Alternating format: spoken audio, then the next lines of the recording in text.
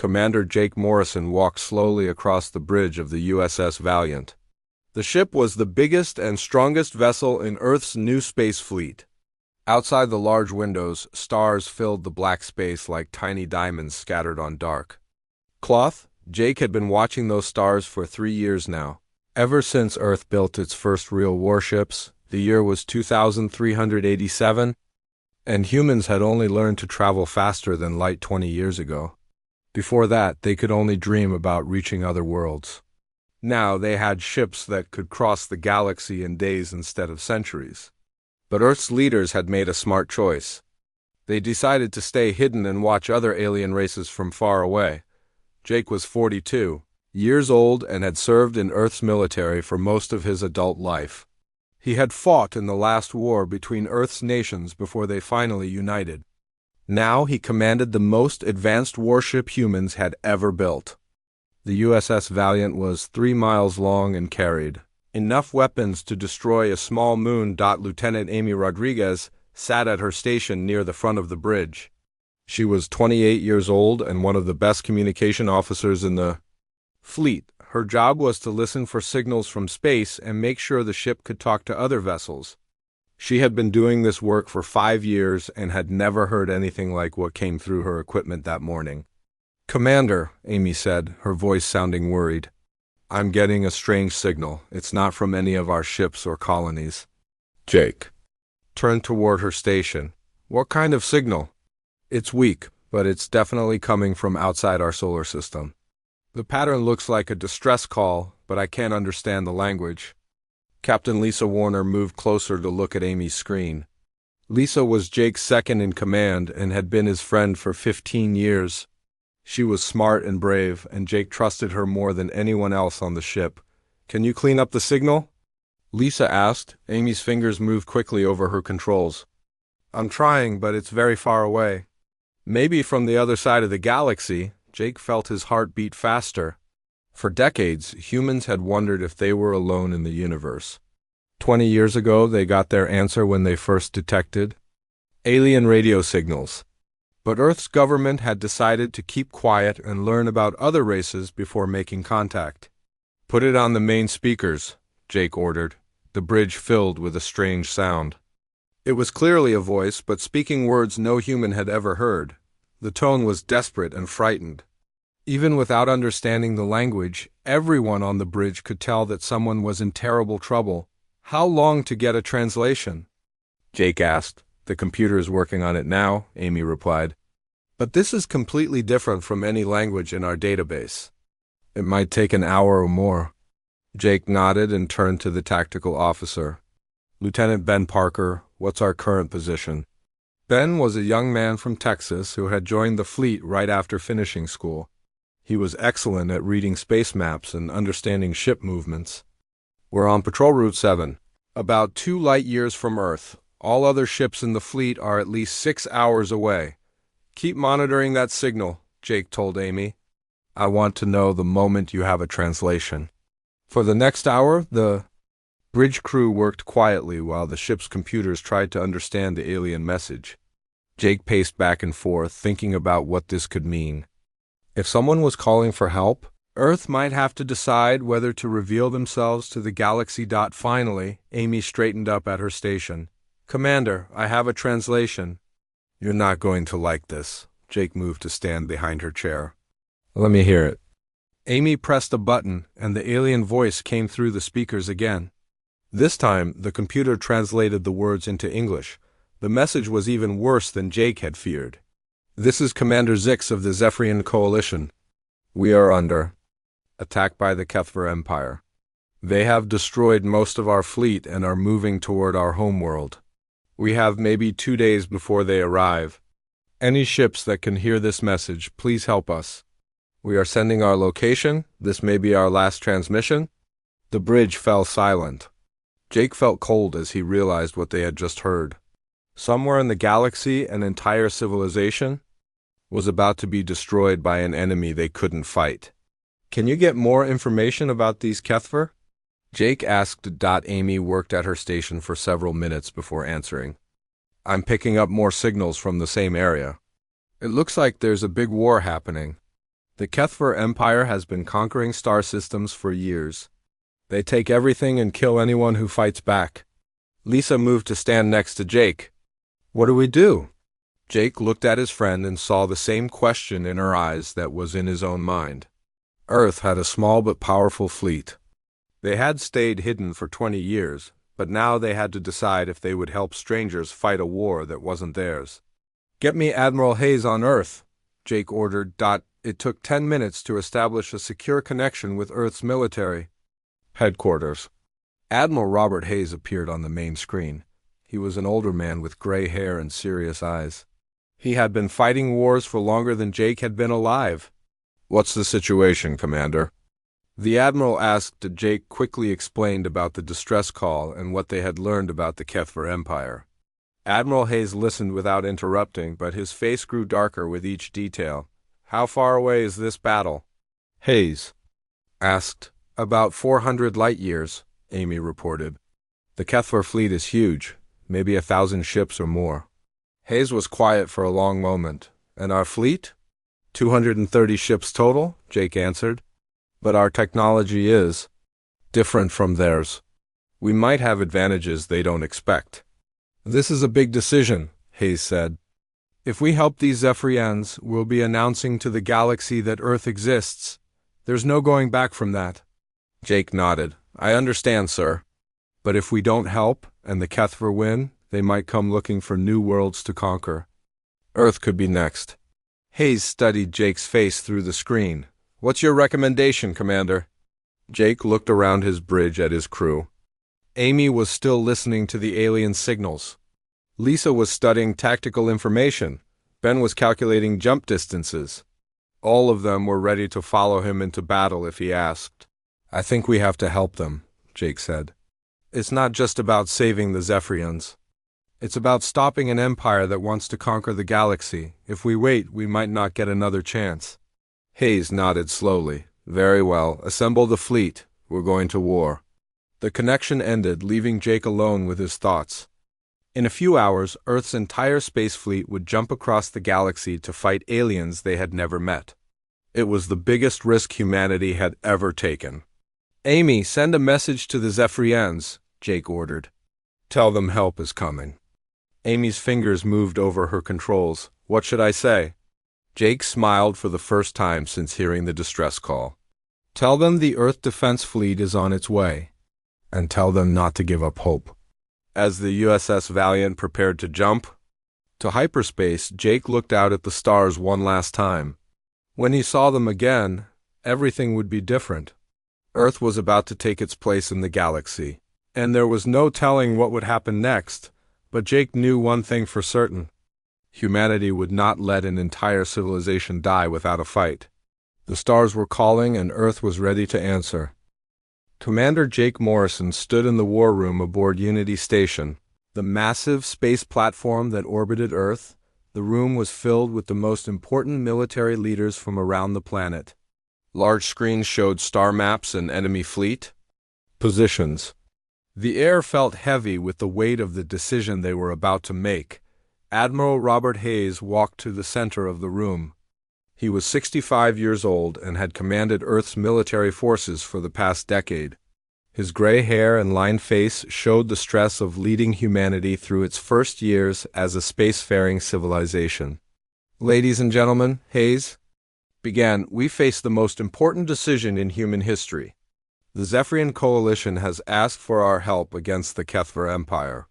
Intelligence reports suggest we have less than 48 hours before the enemy reaches the Zephyrian homeworld. General Patricia Stone leaned forward in her chair. She was the head of Earth's ground forces and had never backed down from a fight. What do we know about their military strength? Hayes nodded to Commander Susan Blake, who stood up from her seat. Susan was Earth's top expert on alien technology and had been studying intercepted signals for months. She was 35 years old and had spent her entire career preparing for this moment. The Kethver Empire has been expanding for over 50 years, Susan said as she activated a holographic display. They use massive fleets to overwhelm their enemies. Our computers estimate they have at least 2,000 ships in their invasion force. The room fell silent. Everyone knew that Earth's entire fleet consisted of only 230 vessels. The numbers seemed impossible. "What about their technology?" asked Captain Danny Foster, who commanded one of Earth's newest stealth ships. He was a quiet man from California, who had earned his reputation by being smart and careful. Susan touched a control in the display, changed to show Kethver's ship designs. "Their vessels are much larger than ours, but they appear to be slower and less maneuverable. They rely on heavy energy weapons and thick armor. Most importantly, they seem to fight in predictable formations." Jake studied the images carefully. The alien ships looked like giant metal boxes with weapons attached to every surface. They were clearly built for raw power rather than speed or tactics. "What about our potential allies?" Jake asked. "Tell us about the Zephyrian Coalition." Susan brought up new images showing various alien ships. "The coalition is made up of 12 different species. They've been fighting the Kethver for about 10 years, but they're losing badly. Their ships are smaller and faster than the enemy, but they don't seem to coordinate their attacks very well." Admiral Hayes walked to the star map. "The battle will take place in the Kepler 442 system, about 400 light-years from Earth. If we send our fleet, it will take them 36 hours to reach the battlefield." General Stone asked the question everyone was thinking. "What are our chances of winning?" Hayes looked around the room before answering. "Honestly, if we fight them head-on, we'll probably lose. But Commander Morrison has developed some interesting tactical ideas." Jake stepped forward. He had been thinking about this problem since they first received the distress call. The Kethver have one major weakness. They've been winning every battle for years, which means they've gotten overconfident. They expect their enemies to run away or surrender. He moved to the holographic display and began pointing to different areas. "Our ships have better computers, faster engines, and more accurate weapons. If we can avoid a direct confrontation and use hit-and-run tactics, we might be able to cause enough damage to change the outcome." Captain Lisa Warner, who had traveled with Jake from the USS Valiant, added her thoughts. "We also have the element of surprise. The Kethver have never fought humans before. They don't know what our ships can do." Admiral Hayes nodded. "There's another factor to consider. Our weapons are based on different principles than anything the Kethver have encountered. Our railguns and plasma torpedoes might be able to penetrate their armor in ways they don't expect." Colonel Maria Santos, who led Earth's fighter pilot squadrons, spoke up from her seat. "My pilots are ready for combat. We've been training for this kind of battle for years. Our fighters are faster and more agile than anything the aliens have." Jake looked at Maria and felt a mixture of pride and worry. She was only 32 years old, but had already proven herself as one of the best pilots in the fleet. Her squadron would be crucial in the coming battle. "There's something else we need to discuss," Susan said. "The Zephyrian Coalition has been sending us technical information about Kethver weapons and tactics. If we share our own technology with them, it might give us a better chance." Hayes frowned. "That's a dangerous precedent. Once we share our technology, we can't control how it's used." "With respect, sir," Jake said, "we're already taking the biggest risk possible. If we're going to fight this battle, we need every advantage we can get." The room fell quiet as everyone considered the implications. Earth had kept its technology secret for 20 years, but now they were preparing to reveal everything to alien civilizations they had never met. General Stone asked another important question. "What happens if we lose? What happens to Earth?" Hayes looked grim. "If our fleet is destroyed, Earth will be defenseless. The Kethver will eventually find our solar system, and we won't be able to stop them." "And if we win?" asked Captain Foster. "If we win, everything changes," Hayes replied. "Earth will be known throughout the galaxy. We'll have allies, but we'll also have enemies. There will be no going back to hiding." Jake stepped forward again. "I've been thinking about this for hours. The Kethver Empire is like a disease spreading through the galaxy. Every world they conquer makes them stronger. If we don't stop them now, they'll be impossible to defeat later." He looked around the room at faces of men and women who had dedicated their lives to protecting Earth. I believe we have a moral obligation to help the Zephyrians. But more than that, I believe this is our best chance to stop the Kethver before they become too powerful. Admiral Hayes studied Jake's face for a long moment. What's your tactical plan? Jake moved to the holographic display and began explaining his strategy. We'll split our fleet into 3 groups. The first group will consist of our fastest ships. They'll hit the Kethver fleet from multiple directions, causing confusion and drawing their attention.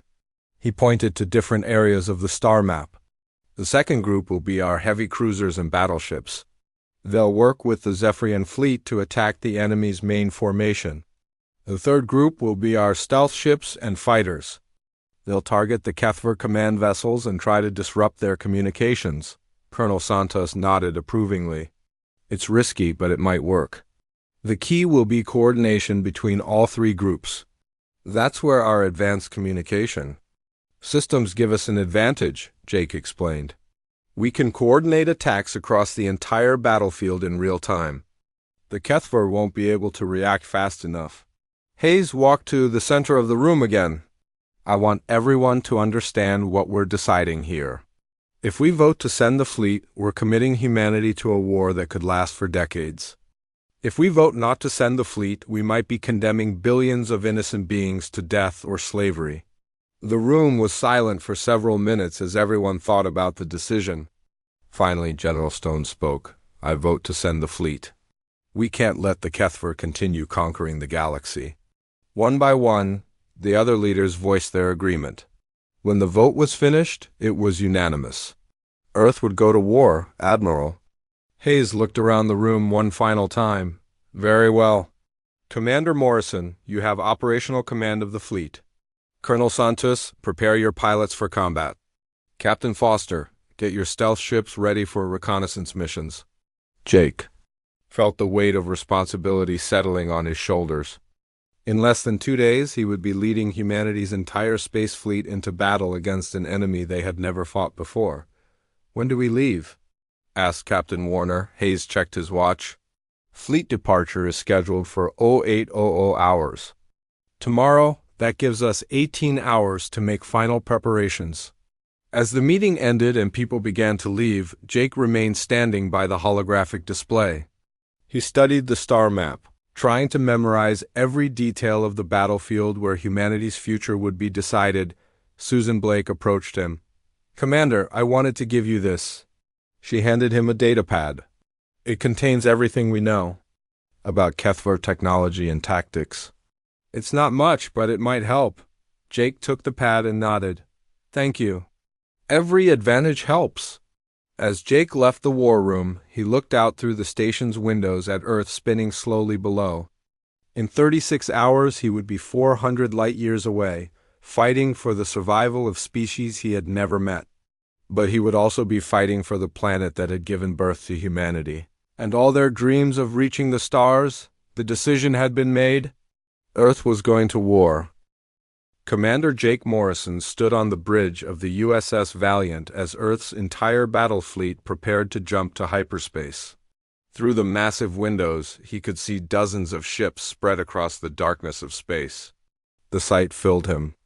With both pride and fear, the USS Liberty and USS Independence flanked his ship on both sides. These heavy cruisers were the backbone of Earth's fleet, each one carrying enough firepower to destroy a small city. Behind them, smaller destroyers and frigates moved into formation like a school of metal fish swimming through the void. Captain Lisa Warner checked her instruments one final time. All ships report ready for jump, Commander. We have 229 vessels in formation. One ship had developed engine problems and had to stay behind. But the fleet was still strong. Jake activated the fleet communication system. This is Commander Morrison to all ships. In 30 minutes, we will jump farther from Earth than any human has ever traveled. We are going to help people we have never met fight an enemy we have never seen. But we are not going there as strangers. We are going as representatives of humanity. He paused, thinking about the millions of people on Earth who were counting on them.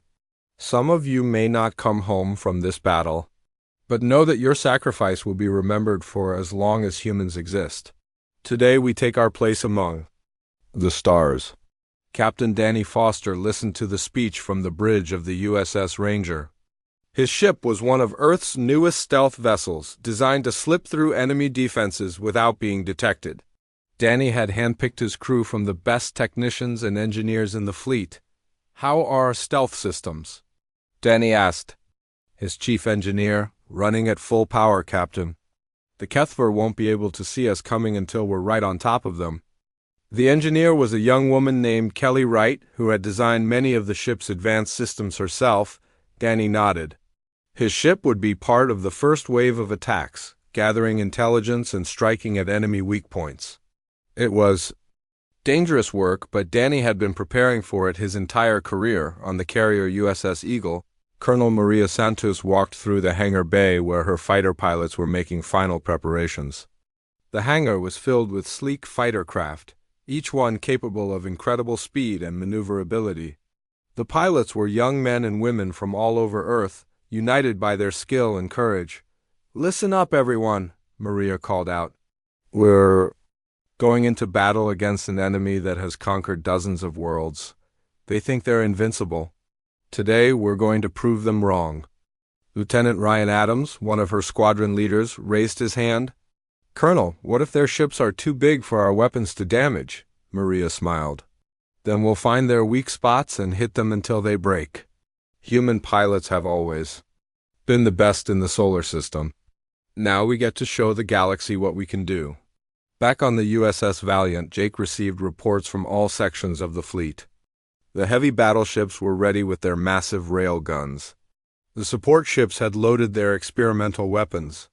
The medical ships were prepared to treat wounded from any species they might encounter. "Commander," Lieutenant Amy Rodriguez called from her communication station. "We're receiving a transmission from the Zephyrian Coalition. They want to coordinate our arrival," Jake nodded. "Put them through." The main screen filled with the image of an alien being unlike anything humans had ever seen. The creature had blue skin and large, dark eyes. When it spoke, the computer translated its words into English. "Commander Morrison, I am Skyweaver of the Zephyrian Defense Force. We are grateful beyond words for your assistance. Our forces are barely holding the line, but your arrival will change everything." Jake studied the alien's face and saw the same determination he felt in his own crew. "We'll be there in 36 hours. Can you hold out that long?" "We will hold out because we must," Skyweaver replied. "I'm sending you tactical information about the Kethver fleet. Their ships are massive, but they have patterns we have learned to predict." The data appeared on Jake's tactical display. The Kethver fleet was even larger than Earth's intelligence had estimated. Over 1,500 ships were moving toward the Zephyrian homeworld in a formation that stretched across millions of miles of space. "They advance in waves," Skyweaver explained. "The first wave consists of their fastest ships. They use these to test our defenses and draw our fleet into position. Then their heavy ships attack while we are committed to the battle." Jake studied the formation carefully. "What about their command structure? Do they have a flagship?" "Yes, a massive vessel in the center of their fleet. If that ship is destroyed, their coordination will collapse. But it is heavily defended by their best ships," Jake nodded. "We'll keep that in mind. Stand ready.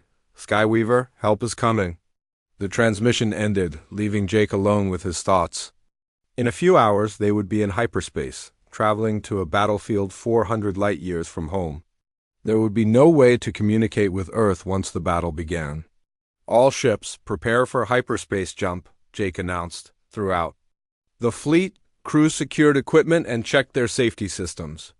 Hyperspace travel was still dangerous, and jumping with so many ships at once had never been attempted before. Lieutenant Ben Parker, the tactical officer, counted down the final seconds.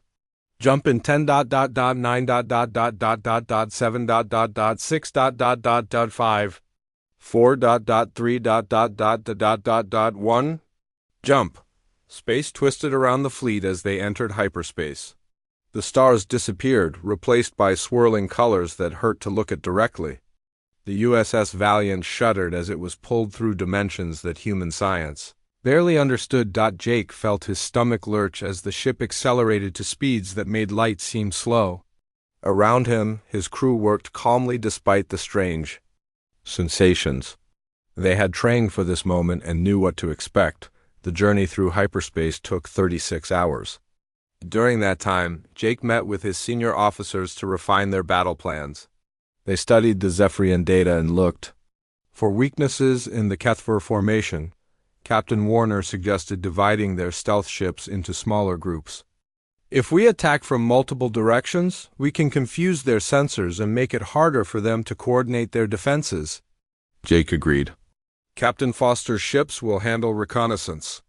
Once we know where their weak points are, we can hit them with everything we have. Colonel Santos joined the meeting by video link from the USS Eagle. My fighters are ready for close-range combat. We can get inside their formation and target their engines and weapons. Jake looked at his friends and felt a surge of confidence. They had trained together for years and trusted each other completely. If anyone could win this battle, it would be them. When the fleet finally emerged from hyperspace, they found themselves at the edge of a star system filled with debris and destruction. The Zephyrian homeworld was a blue-green planet surrounded by the wreckage of countless battles. "My God," Captain Warner whispered as she looked at the tactical display. "How long have they been fighting?" Jake studied the sensor readings. "Long. Enough to fill space with the remains of their ships. But they're still fighting, and that's what matters." The Kethver fleet was visible on the long-range sensors, a massive cloud of ships advancing toward the planet. They were still 12 hours away, but their intention was clear. They planned to destroy everything in their path. "Signal the Zephyrian fleet," Jake ordered. "Tell them the Earth Defense Force has arrived." The response came quickly. "Commander Morrison, this is Skyweaver. We had begun to fear you would not come. Our remaining ships are ready to coordinate with your fleet." Jake could hear the relief in the alien's voice. "We're here to help. What's your tactical situation?" "We have about 300 ships left from our original fleet of 2,000. We are low on supplies and ammunition, but our crews are determined to fight." Jake did quick calculations in his head. The combined human and Zephyrian fleet would still be outnumbered by more than 2 to 1, but their ships were faster and more maneuverable. "All ships, this is Morrison," Jake announced to his fleet. "We are now in hostile territory. From this moment forward, we are at war. Remember your training, trust your equipment, and take care of each other." Captain Danny Foster's stealth ship was already moving toward the enemy fleet, its advanced sensors gathering intelligence about Kethver ships and formations. The data would be crucial for planning their attack. Colonel Maria Santos prepared her fighter squadrons for launch. The USS Eagle and 2 other carriers would stay back from the main battle, but their fighters would be in the thick of the action. Jake looked out at the alien star system and felt the weight of history on his shoulders. This was humanity's first battle with an alien enemy, and the outcome would determine the fate of millions of people across the galaxy. "All ships, battle stations," Jake commanded. "Let's show the Kethver what humans can do." The Earth Defense Force moved into position, ready to fight for people they had never met on a world they had never seen. The battle for the galaxy was about to begin. The battle began when the first Kethver ships emerged from hyperspace like a dark cloud blocking out the stars. Commander Jake Morrison watched from the bridge of the USS Valiant as enemy vessels filled his tactical display. There were so many ships that the computer had trouble counting them all. "Enemy fleet detected," Lieutenant Ben Parker reported. 1,537 vessels confirmed. They're moving in standard attack formation. Jake gripped the armrest of his command chair. The Kethver ships were enormous, each one 3 times the size of Earth's largest battleship. Their hulls were black metal covered with weapon ports and armor plating. They looked like giant fortresses flying through space. "All ships, this is Morrison," Jake announced to the fleet. "Remember the plan. Hit them fast, hit them hard, and don't give them time to organize their defenses." Captain Danny Foster's stealth ship, USS Ranger, was already moving toward the enemy fleet. His advanced sensors had identified the Kethver command ship, a massive vessel in the center of their formation. It was twice the size of any other ship in their fleet. "Ranger to Valiant," Danny's voice came through the communication system. "I count 20 escort ships around their flagship. They're expecting trouble. Copy that, Ranger. Begin your attack run." Danny smiled as he guided his ship through the asteroid field that surrounded the Zephyrian homeworld. The USS Ranger's stealth systems made it invisible to enemy sensors. The Kethver would never see him coming. On the carrier USS Eagle, Colonel Maria Santos climbed into her fighter cockpit. She was leading the first squadron personally, something that worried her ground crew. But Maria had trained for this moment her entire life, and she wasn't going to watch from the sidelines. "Phoenix Squadron, this is Santos. Launch when ready." 24. Fighters shot out of the Eagle's launch bays like angry hornets. Each fighter was small and fast, designed to slip between the defenses of larger ships. Maria's pilots had trained against Earth's best warships and had never lost a simulation. The USS Valiant moved forward with the main battle group. Captain Lisa Warner monitored the ship's weapons systems while Jake studied the tactical display. The Zephyrian ships were taking position on their flanks, ready to coordinate their attack. "Skyweaver to Morrison," the alien commander's voice came through the speakers. "Our ships are in position. We're ready to begin the attack." Jake nodded. "All ships, commence Operation Thunderstrike." The battle erupted across millions of miles of space. Earth's destroyers and frigates attacked the Kethver advanced ships with railgun fire and plasma torpedoes. The alien vessels returned fire with massive energy beams that lit up the darkness. Like purple lightning. Captain Danny Foster's stealth ship reached the enemy formation undetected. He waited until he was less than a mile from a Kethver heavy cruiser before firing his torpedoes. The alien ship exploded in a ball of fire that could be seen across the battlefield. "Direct hit on enemy cruiser," Danny reported. "Their armor isn't as strong as we thought." Jake felt a surge of hope. If Earth's weapons could penetrate Kethver defenses, they might have a real chance of winning this battle. Colonel Maria Santos led her fighters in a daring attack on the enemy's left flank. The Kethver ships tried to target the small fighters with their massive guns, but the human pilots were too fast and agile. They weaved between the alien vessels like dancers, striking at weak points and then disappearing before the enemy could respond. "This is Santos to all squadrons. Target their engine sections. If we can slow them down, the big ships can finish them off." Lieutenant Ryan Adams followed his colonel's fighter through a gap between two Kethver destroyers. His targeting computer locked onto an enemy engine and he fired his missiles. The explosion sent chunks of alien metal spinning through space, but the Kethver were not defenseless. Their return fire began to find its targets. The Earth destroyer USS Phoenix took a direct hit from an enemy energy beam and broke apart in a flash of light. 37 human lives were lost in an instant. "Phoenix is gone," Captain Warner reported, her voice tight with emotion. Jake clenched his fists. This was the reality of war. Good people would die today, and there was nothing he could do to prevent it. The Zephyrian ships joined the battle with desperate courage. Their vessels were smaller than the human ships, but fought with the fury of people defending their homeworld. Blue energy beams flashed back and forth as the aliens engaged the Kethver fleet, but the enemy was learning to adapt. The Kethver ships began to change their formation, spreading out to avoid concentrated attacks.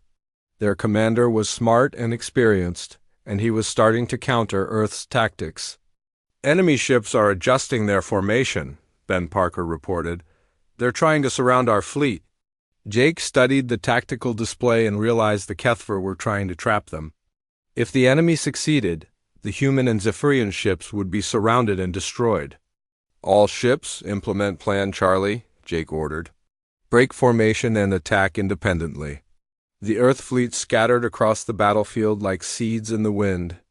Each ship became a separate threat that the Kethver had to deal with individually. It was a risky tactic, but it prevented the enemy from concentrating their firepower. Captain Danny Foster continued his stealth attacks, striking at enemy ships and disappearing before they could respond.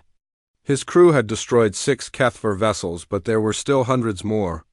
Ranger to Valiant, Danny's voice crackled through the communication system. I'm making a run at their command ship. If I can take it out, their coordination might collapse. Jake wanted to order Danny to stay away from the heavily defended flagship, but he knew his friend was right. The command ship was the key to Kethver's strategy. Be careful, Danny. We need you to come home. The USS Ranger approached the massive Kethver flagship from below, using the shadow of a destroyed ship to hide its approach. Danny could see the escort vessels circling the command ship like sharks protecting their leader. Colonel Maria Santos reformed her fighter squadrons for another attack. Half of her pilots were already gone, shot down by enemy fire or lost in collisions with debris. But the survivors were angry and determined to make the Kethver pay for every human life. All fighters, follow me in. We're going to hit their flagship. While Ranger makes his attack run, the remaining human fighters dove toward the Kethver command ship like a swarm of metal insects. Enemy defensive fire filled the space around them, but the pilots pressed their attack with grim determination. On the USS Valiant, Jake watched the battle rage around his ship. The Kethver were throwing everything they had at the human fleet, but Earth's ships were holding their ground. The key was mobility. As long as they kept moving, the enemy couldn't pin them down. Commander, Amy Rodriguez called from her station. I'm detecting a change in Kethver communications. Their command structure seems to be breaking down. Jake looked at the tactical display and saw what she meant. Some enemy ships were moving out of formation, no longer following coordinated orders. Captain Foster's attacks on their communication ships were working, but the battle was far from over. The Kethver still had more than 1,000 ships, and they were beginning to regroup. Their new formation was tighter and more defensive, designed to protect their remaining command vessels. Skyweaver to Morrison, the Zephyrian commander's voice came through the speakers. Our ships are running low on ammunition. We need to end this battle soon, Jake nodded grimly. The combined fleet had been fighting for 6 hours, and everyone was exhausted. Weapons were overheating, shields were failing, and crews were pushed to their limits. All ships prepare for final assault, Jake announced. This is our last chance to break their fleet. The USS Valiant led the charge toward the Kethver Center. Around it, the surviving ships of Earth's fleet followed their commander into the heart of the enemy formation. It was a desperate gamble, but Jake knew they had no choice. The space around them exploded with enemy fire as the Kethver threw everything they had at the approaching human ships. The USS Independence took multiple hits and began to fall behind, its engines damaged and weapons offline, but the human ships pressed forward, their railguns and plasma torpedoes tearing holes in the enemy formation. The Zephyrian vessels attacked from the flanks, their blue energy beams adding to the destruction. Captain Danny Foster saw his chance as the battle reached its climax. The Kethver flagship was distracted by the main assault, its escort ships pulled away to deal with other threats. He guided the USS Ranger through the chaos and lined up his final attack run.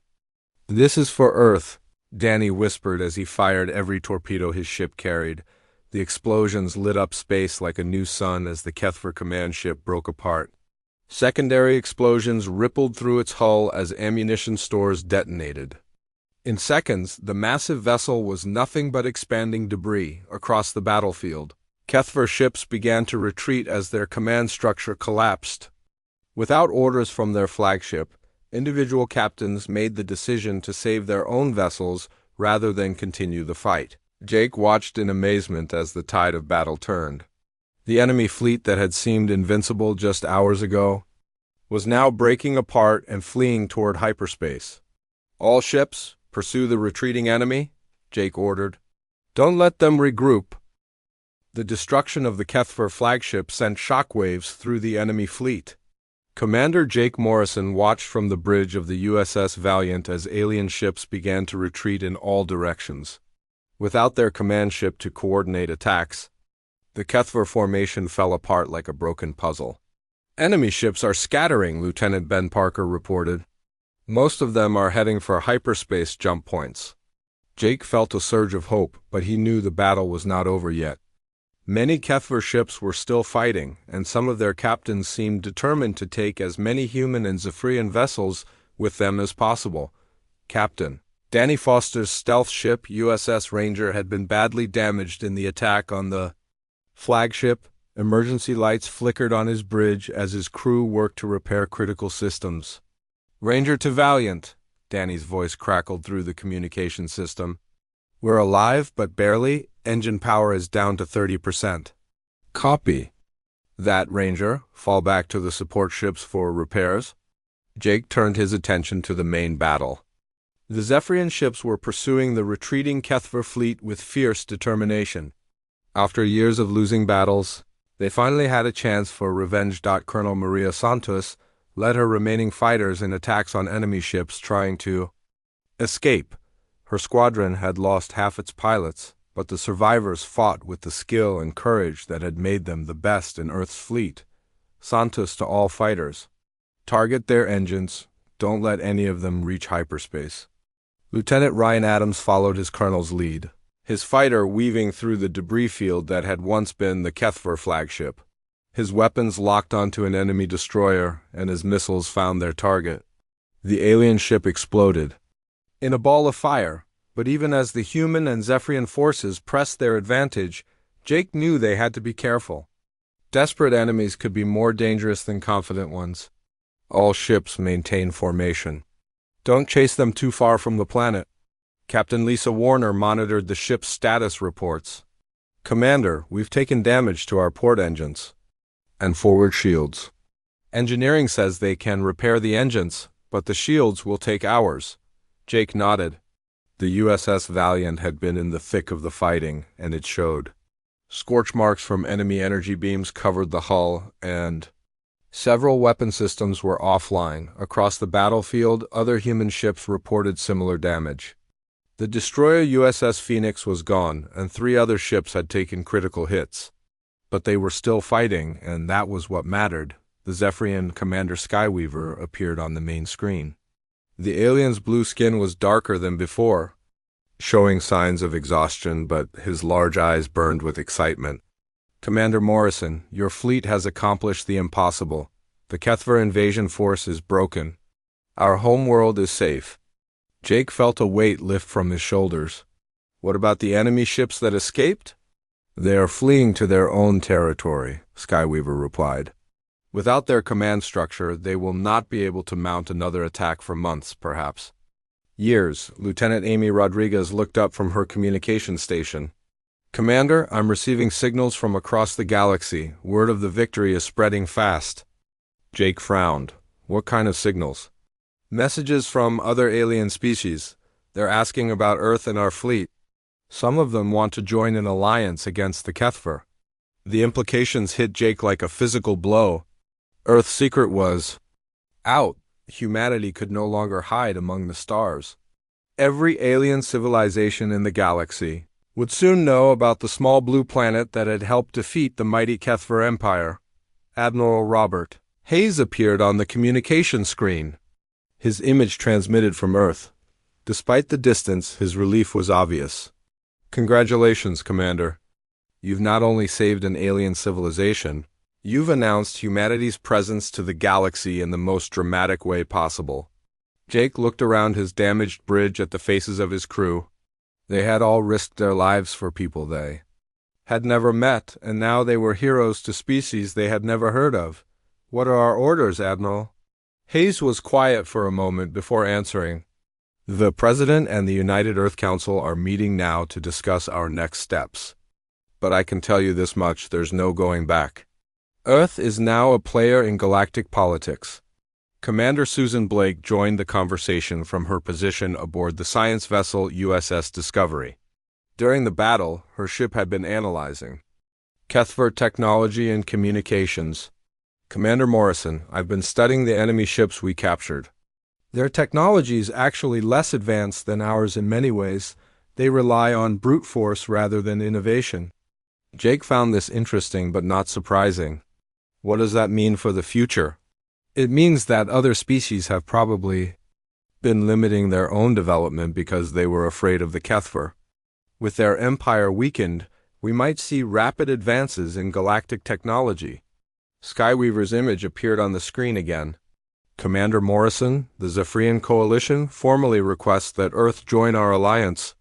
We offer full membership and ask for your help in coordinating the defense of the Outer Rim. Jake looked at Admiral Hayes, who nodded slowly. The decision will have to be made by our government, but I think it's safe to say that Earth is interested in peaceful cooperation.